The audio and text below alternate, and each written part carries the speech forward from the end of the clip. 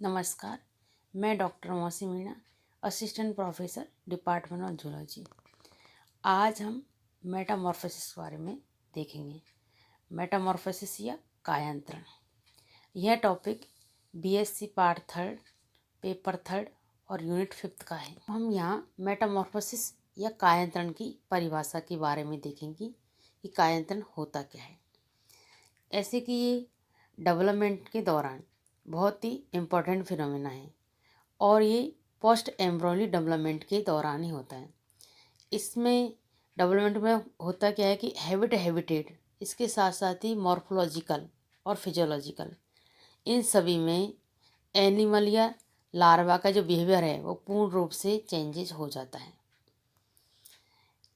जिससे ये हैबिटेट और उसकी स्ट्रक्चर में भी कंप्लीटली चेंज हो जाता है। तो मेटामॉर्फोसिस एक तरह से यूनिवर्सल इवेंट्स हैं। इसमें क्या होता है कि जो प्लैंक्टोनिक से बेंथिक स्टेज में और एक्यूटी से टेरेस्ट्रियल स्टेज में नई उड़ने वाले जो अवस्था में होते हैं वो फ्लाइंग स्टेज में भी रूपांतरण हो जाता है और इस मॉडिफिकेशन के द्वारा ही एनिमल की स्ट्रक्चर और फिजियोलॉजी में परिवर्तन आता है। तो इसमें हम यहाँ पर फ्रॉग के बारे में पढ़ेंगे कि फ्रॉग के मेटामॉर्फोसिस के दौरान क्या क्या होते हैं। उनमें जो एक्वेटिक होते हैं वो हरीवोरस होते हैं और टेल वाले होते हैं, लेकिन इनकी जो टेडपोल लार्वा स्टेज होती है वो टेरिस्टल और कार्निवोरस, और उनकी टेल भी वो गायब हो जाती है और वो पूरी तरह से कंप्लीटली फ्रॉग में चेंज हो जाता है। अब हम यहाँ देखेंगे टाइप्स ऑफ मेटामॉर्फोसिस या मेटामॉर्फोसिस के प्रकार कौन कौन से हैं। तो इसको 3 भागों में बांटा गया है: रिट्रोग्रेसिव मेटामॉर्फोसिस, प्रोग्रेसिव मेटामॉर्फोसिस और न्यूटनी। रिट्रोग्रेसिव प्रतिगामी या विनाशी कायांतरण, और प्रोग्रेसिव या मेटामॉर्फोसिस या प्रगामी या रचनात्मक परिवर्तन, और लास्ट न्यूटनी या साव की जनन। रिट्रोग्रेसिव या प्रतिगामी या विनाशी चेंजेज में क्या होता है, इसमें होता है कि डॉर्सल और वेंट्रल जो फिन होते हैं उनकी लॉन्ग टेल होती है वो एब्जॉर्ब हो जाती है, और ये जो रिएक्शन होती है वो किसके द्वारा होती है, ऑटोलाइसिस रिएक्शन द्वारा होती है। तो जो फ्रॉग होता है उसमें एक स्मॉल टेल और वो थोड़े समय के लिए ही उपस्थित रहती है और ये बाद में पूरी तरह से एब्जॉर्ब हो जाती है। इसके अलावा इसमें क्या होता है, जो क्लॉम होते हैं वो भी एब्जॉर्ब हो जाते हैं और इनमें जो क्लॉम नोच होती है वो बंद होती है और पेरिक्रैनियल का जो कैविटी होती है उसका भी डिलेशन हो जाता है, और जो हॉर्नी इनके टीथ होते हैं वो लार्वा की स्किन के साथ ही झड़ जाते हैं। इनकी वो आगे लंबे टाइम तक नहीं रहते और इनके स्थान पर इनमें जो नेचुरल और ट्रू जो जॉज हैं वो डेवलप हो जाते हैं इनके, और वो पहले उपास्तिक होते हैं, कार्टिलेज होते हैं, और बाद में वो बोनी नेचर के हो जाते हैं। इसके अलावा टेडपॉल की जो टेल है उसमें लेटरल लाइन होती है वो सेंसिटिव सिस्टम में भी एक्सटिंक्ट हो जाती है, और कुछ ब्लड वेसल्स और आर्टरी वो भी डीजनरेट हो जाती है, और क्लोएकल ट्यूब होती है वो स्मॉल हो जाती है और डीजनरेट भी हो जाती है।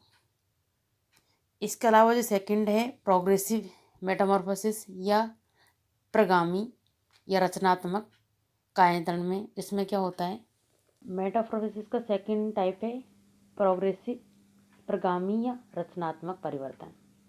इनमें क्या होता है, आर्म्स में जो प्रोग्रेसिव होते हैं वो डिफरेंशिएटेड डेवलपमेंट होता है, और हैंड आर्म्स होती है वो शेप में ग्रोथ करती है और उनमें साथ के साथ ही जॉइंट्स भी डेवलप हो जाते हैं, और इनकी जो एंट्री आर्म्स होती हैं उनमें ओपरकुलम के नीचे डेवलप होती है और वो ओपरकुलम को तोड़कर ही बाहर आती है, जबकि इनकी जो लेफ्ट आर्म्स होती है वो स्पाइरेकल के एक पोर होता है उससे बाहर निकलती है, और जो राइट आर्म्स होती है वो ओपरकुलम फोल्ड से एक नया स्पोर बनाती है और उससे बाहर निकलती है। इसके अलावा इसमें क्या होता है कि फेरिंग्स नॉच होती है, उसके मिडिल में ईयर का डेवलप होता है और ईयर सर्कुलर टिम्पेनिक उपास्थि के द्वारा ही ये आलंबित रहते हैं। इससे क्या होता है कि जो साउंड वेव्स होती है वो एक्सेप्ट करने की इनकी रिएक्शन है वो स्टार्ट हो जाती है और इनके साथ ही इनके डॉर्सल सरफेस पर जो आइज के उभार जो दिखने स्टार्ट हो जाते हैं और इनकी टिम्पेनिक मेम्ब्रेन है वो भी डेवलप हो जाती है और उनमें गिल आर्क और हेड उपकरण में भी चेंजेस होते हैं। इसके अलावा इनमें जो टंग होती है वो माउथ के फ्लोर से फॉर्म होती है और क्वाड्रेट कार्टिलेज वो पीछे की साइड से घूर्णित होता है, जिससे क्या होता है कि जो फ्रॉग के जो लार्ज शेप के इंसेक्ट को ग्रहण करने की में भी इनको आसानी हो जाती है और इनके जो रेस्पिरेटरी ऑर्गन्स होते हैं उनमें चेंजेज होने के कारण सर्कुलेटरी सिस्टम में भी मॉडिफिकेशन होते हैं और ईफ्रेंट और एफ्रेंट जो वेसल्स होती हैं वो भी डेवलप हो जाती हैं। इसके अलावा इनका जो हार्ट है वो 3 चैम्बर्ड हो जाता है। लास्ट थर्ड टाइप है न्यूटोनी या सांप की जनन। इसमें क्या होता है कि जो लार्वा होता है वो एडल्टहुड को अटेंड करता है और बिना कोई मेटामॉर्फोसिस चेंजेस की।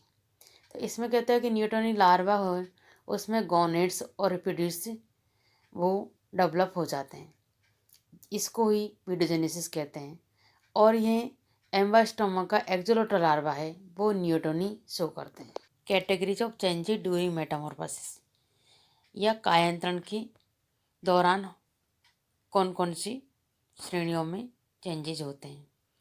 इकोलॉजिकल चेंजेस या पारिस्थितिकी परिवर्तन, मॉर्फोलॉजिकल चेंजेस या आकार के परिवर्तन, और थर्ड है फिजियोलॉजिकल चेंजेस या कार्य के परिवर्तन। इन सभी में चेंजेस होते हैं। हम देखेंगे इसके फिजियोलॉजिकल या बायोकेमिकल, तो इसके कार्य की और जैव रासायनिक चेंजेस क्या क्या होते हैं। इसके फिजियोलॉजिकल और बायोकेमिकल चेंजेस के बारे में सबसे पहले फ्रीडेन ने 1961 में मेटामॉर्फोसिस में होने वाले जो जितने भी बायोलॉजिकल चेंजेस होते हैं उनके बारे में बताया कि ये एक प्रकार से मॉर्फोलॉजिकल, केमिकल और जितने भी चेंजेस हैं वो इनका मूल बेसिक आधार है और इन चेंजेस के एडेप्टिव इम्पोर्टेंस होता है। ये अडेप्टिव होते हैं जो कि इनकी एक्टिव लाइफ से टेरेस्ट्रियल लाइफ की ओर चेंजेस को बताता है। तो इसमें क्या होता है कि सबसे पहले ये ऑर्निथिन साइकिल के द्वारा हम देखते हैं कि इसमें मेटामॉर्फोसिस में सबसे जो इम्पोर्टेंट वो है कि इसमें अमोनिया एक्सक्रीशन नेचर का होता है, वो इनका यूरिया एक्सक्रीशन नेचर में चेंज हो जाता है। और टेडपॉल में मेटाबॉलिक के जो एंड प्रोडक्ट हैं वो अमोनिया के रूप में फॉर्म होते हैं और बाद में वो एक्वेटिव मीडियम में डिफ्यूजन द्वारा ही निकल जाते हैं। लेकिन टेरेस्ट्रियल लाइफ में आते ही अमोनिया का क्या होता है कि बॉडी में ज़्यादा स्टोर होना इसके लिए एक तरह से हार्मफुल होता है और इसका रूपांतरण ये कम टॉक्सिक और यूरिया में चेंजेस हो जाता है।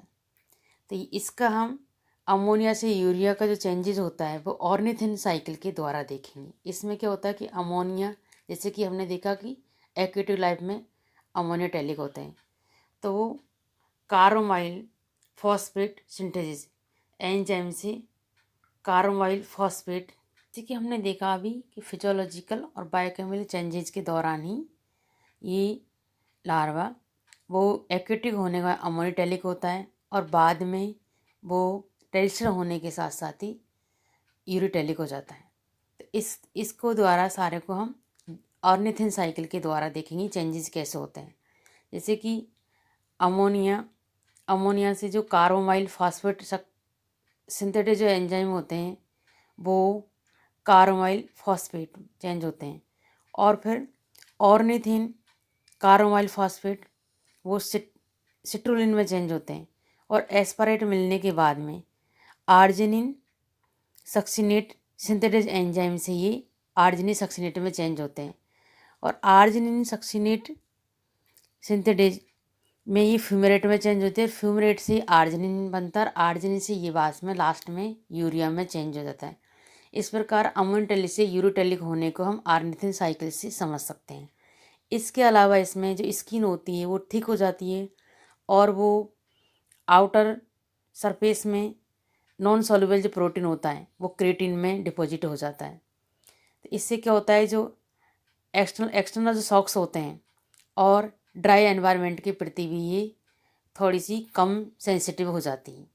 इसके अलावा इनकी जो स्किन होती है वो हॉर्नी हो जाने के कारण एनिमल का जो वाटर बैलेंस है वो भी कंट्रोल नहीं होता, इसलिए इनके ब्लड में सीरम एल्ब्यूमिन की जो क्वांटिटी है वो भी इंक्रीज हो जाती है। इसके अलावा मेटामॉर्फोसिस में हैबिटेट भी चेंज होता है। अगर इनमें एक्यूटिव एनवायरनमेंट से जो टेरेस्ट्रियल एनवायरनमेंट की तरफ होता है तो इनका जो लार्वा होता है वो हीमोग्लोबिन एडल्ट के हीमोग्लोबिन में ही चेंज हो जाता है। और लार्वा के हीमोग्लोबिन में ऑक्सीजन की जो बाइंडिंग कैपेसिटी है वो ज़्यादा होती है, जबकि एडल्ट में हीमोग्लोबिन में ऑक्सीजन के जो टिश्यूज़ होते हैं वो फ्री करने की कैपेसिटी ज़्यादा होती है। इसके साथ ही मेटामॉर्फोसिस के बाद में जो एनिमल टेरेस्ट्रियल होता है वो कार्निवोरस हो जाता है। इसलिए इनके क्या होता है, एनिमल कैनाल में जो प्रोटीन है उसको डाइजेस्ट करने के लिए पेप्सिन, ट्रिप्सिन और इन एंजाइम्स की आवश्यकता होती है। तो इसलिए इनके पैंक्रियाज और इंटेस्टाइन में सीक्रेशन रिएक्शन भी बढ़ जाती है। इसके अलावा जो लार्वा होता है वो विटामिन A2 का डेरिवेटिव्स पोरफायरिन होता है, जबकि इनका जो एडल्ट होता है उसमें विटामिन ए भी इनका जो डेरिवेटिव्स होता है वो रोडोप्सिन होता है। और इनके पैंक्रियाज से जो इंसुलिन है उनका सीक्रेशन होता है और इंसुलिन के कारण क्या होता है, इनमें ग्लाइकोजन मेटाबॉलिज्म में भी इंक्रीज हो जाती है। और जिन टिश्यूज़ में ग्रोथ होती है, जिनमें स्ट्रक्चरल चेंजेज होते हैं, उनमें DNA, mRNA और कई एंजाइम्स के सिंथेसिस में भी ग्रोथ हो जाती है।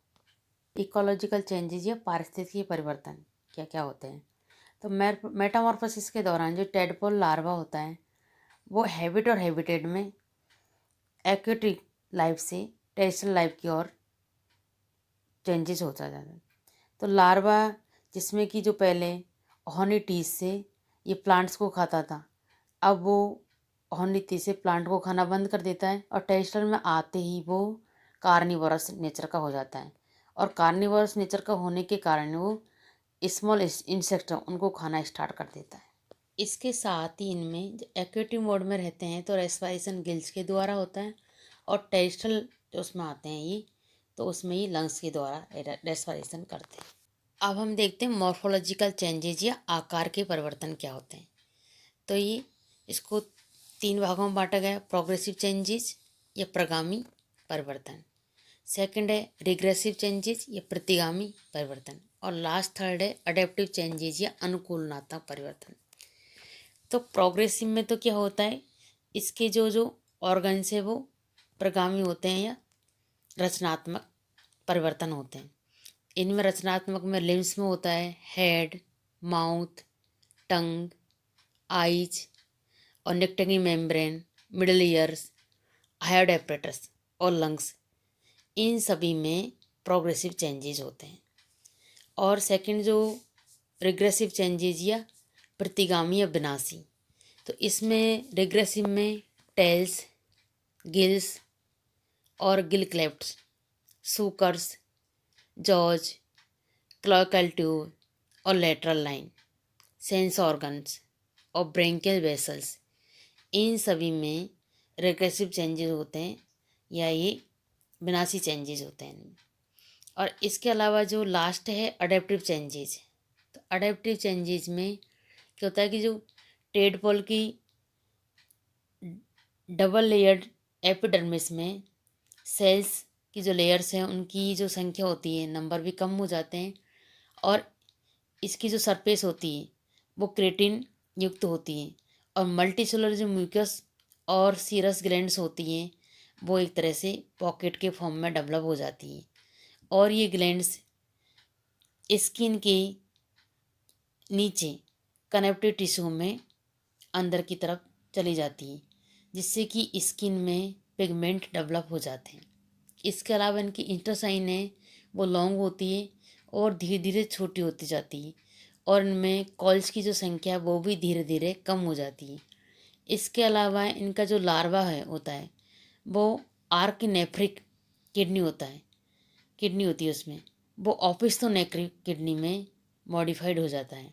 इनका जो ब्रेन होता है वो भी कई भागों में डिफ्रेंशिएट हो जाता है, और हार्ट इनका 3 चैम्बर्ड होता है, और स्केलेटन होता है वो कार्टिलेज से बॉनी हो जाता है। और इनका जो ब्लड सर्कुलेटरी सिस्टम होता है उसमें भी कुछ मॉडिफिकेशन होते हैं। ये सभी अडेप्टिव चेंजेज के हैं। जैसा कि अभी हमने देखा है मॉर्फोलॉजिकल चेंजेज या आकार की परिवर्तन में क्या क्या होता है। जैसा अभी हमने तीनों देखे थे, प्रोग्रेसिव, रिट्रोग्रेसिव और एडेप्टिव। इन चेंजेज के द्वारा ही मॉर्फोलॉजिकल चेंजेज होता है। तो इसमें क्या होता है कि जो एक टेडपोल लार्वा है वो एडल्ट फ्रॉग में चेंज हो जाता है। तो इसमें कुछ चेंजेज होते हैं वो रिग्रेसिव चेंजेज होते हैं। रिग्रेसिव चेंजेज के अंतर्गत जैसे हमने अभी देखा था tail, gills, sucker, jaws, cloacal tube, lateral line, ये सभी चेंजेज होते हैं। इसके अलावा जो इनमें लिम्स वगैरह होते हैं वो प्रोग्रेसिव चेंजेस के अंदर होते हैं।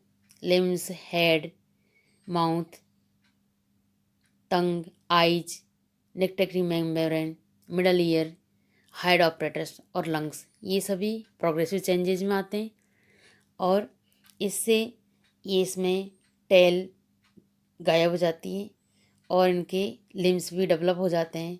तो इस तरह से ये टेडपोल लार्वा मेटामॉर्फोसिस के दौरान और मॉर्फोलॉजिकल चेंजेस के दौरान ये एडल्ट फ्रॉग में चेंज हो जाता है।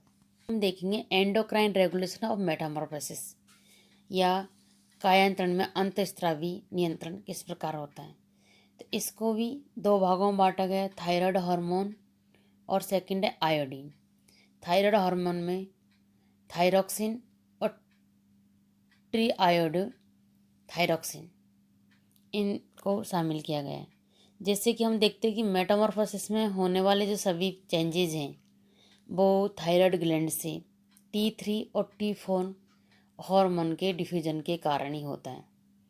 और इसमें क्या होता है कि जो T3 होता है वो ज़्यादा एक्टिव होता है, क्योंकि इसमें जो थायराइड ग्लैंड होती है उससे निकलने के बाद में इसमें क्या है, T3 की जो क्वांटिटी है वो मेटामॉर्फोसिस में बहुत कम हो जाती है। जैसा कि हमने देखा यूरोडॉलर एनुलर जो दोनों में ही थायराइड ग्लैंड से T3 और T4 बहुत ही कम मात्रा में सीक्रेट होता है। लेकिन इनके अलावा क्या होता है, इनकी एंटीरियर पिट्यूटरी ग्लैंड्स होती हैं, उनसे प्रोलैक्टिन हार्मोन के सीक्रेशन के कारण ही T3 और T4 बैलेंस हो जाता है। तो यहाँ पे क्या होता है कि प्रोलैक्टिन हार्मोन होते हैं वो एक तरह से लार्वा के लिए ग्रोथ हार्मोन के बराबर ही कार्य करता है, और वो मेटामॉर्फोसिस को इनहिबिट करता है। और मेटामॉर्फोसिस के समय क्या होता है कि इस टाइम मेटामॉर्फोसिस के टाइम T3 और T4 की कंसंट्रेशन है वो इंक्रीज हो जाती है, जिससे कि टेडपोल लार्वा होता है उसका मॉडिफिकेशन फ्रॉग में हो जाता है। इसके अलावा इसमें क्या होता है, T3 जो ब्रेन के हाइपोथैलेमस द्वारा कंट्रोल होता है, वो लार्वल या प्री मेटामॉर्फोसिस के समय क्या होता है कि ब्रेन का यह जो पार्ट होता है प्री मेटामॉर्फोसिस में वो बहुत कम डेवलप होता है, और उससे ब्रेन के जो एंटीरियर पिट्यूटरी होती है उसका अपना कंट्रोल नहीं रख पाता। तो उस स्थिति में क्या होता है कि इनके हाइपोथैलेमस होता है, वो हाइपोथैलेमस के कंट्रोल का अभाव के बिना पिट्यूटरी ग्लैंड से प्रोलैक्टिन जो होता है वो ज़्यादा क्वांटिटी में सीक्रेट होता है। लेकिन इससे क्या होता है कि TSH की जो क्वांटिटी है वो कम या एब्सेंट जैसी हो जाती है, और उससे T3 का जो लेवल है वो भी कम होता है। लेकिन क्या होता है कि प्रोलैक्टिन की जो मात्रा होती है वो ज़्यादा हो जाती है और इससे हाइपोथैलेमस डेवलप हो जाता है। इससे क्या होता है कि टीएसएच और आरएच का जो प्रोडक्शन होता है वो टीएसएच का लेवल है उससे बढ़ जाता है और इसलिए T3 और थायरॉक्सिन के सिंथेसिस की जो रेट है वो भी इंक्रीज हो जाती है और इसलिए T3 का जो सिक्रेशन है वो थायराइड ग्लैंड के द्वारा ही होता है और इसकी कंसंट्रेशन है वो धीरे धीरे इंक्रीज होती रहती है। जबकि होता है कि मेटामॉर्फोसिस का जो फर्स्ट प्रोमेटामॉर्फोसिस वो नहीं हो पाता इस कारण से और इस समय इनकी जो हाइंड आर्म्स होती हैं उनका डेवलपमेंट भी स्टार्ट हो जाता है और T3 के ये बढ़ने के कारण जो मीडियन एनिमल्स होता है उनका डेवलपमेंट होता है। इस कारण क्या होता है इनका TSH RH होता है वो एक तरह से बढ़कर और एंटीरियर पिट्यूटरी में चला जाता है और इसका जो कंट्रोल होता है वो पॉजिटिव फीडबैक के नाम से जाना जाता है। तो इस पॉजिटिव फीडबैक के अलावा भी इसमें T3 जो होता है उसका प्रोडक्शन होता है और वो हाइपोथैलेमस से एक डोपामिन का फॉर्मेशन करता है और डोपामिन क्या करता है कि डोपामिन के द्वारा ही जो पिट्यूटरी ग्लैंड्स होती है उसके जो प्रोलैक्टिन का सिक्रेशन होता है वो नहीं हो पाता डोपामिन के कारण। तो इसलिए क्या होता है कि इनके T3 प्रोलैक्टिन का जो रेशो है वो इनडायरेक्ट रूप से इंक्रीज हो जाता है और उससे मेटामॉर्फोसिस है वो अपनी चरम लिमिट में आ जाता है जिससे सभी चेंजेस होते हैं वो इसमें संपन्न हो जाते हैं। और मेटामॉर्फोसिस का एक जो मेन इफेक्ट है वो थायराइड ग्लैंड पर पड़ता है और इससे क्या है कि इस ग्लैंड का जो पार्शियल इफेक्ट है वो कम हो जाता है और T3 के ज़्यादा लेवल के कारण ही TSH का जो प्रोडक्शन है वो भी कम हो जाता है और इस हार्मोन के नए जो इक्विलिब्रियम है उसकी भी आवश्यकता होती है। तो यहाँ हमने देखा कि बॉडी के डिफरेंट जो ऑर्गन्स होते हैं उनसे डिफरेंट टाइप्स के हार्मोन्स का स्टिमुलेशन होता है और वो अपने अपना अलग अलग रेस्पॉन्स शो करते हैं। सभी को धन्यवाद। इस प्रकार आज का हमारा टॉपिक मेटामॉर्फोसिस कंप्लीट हो चुका है।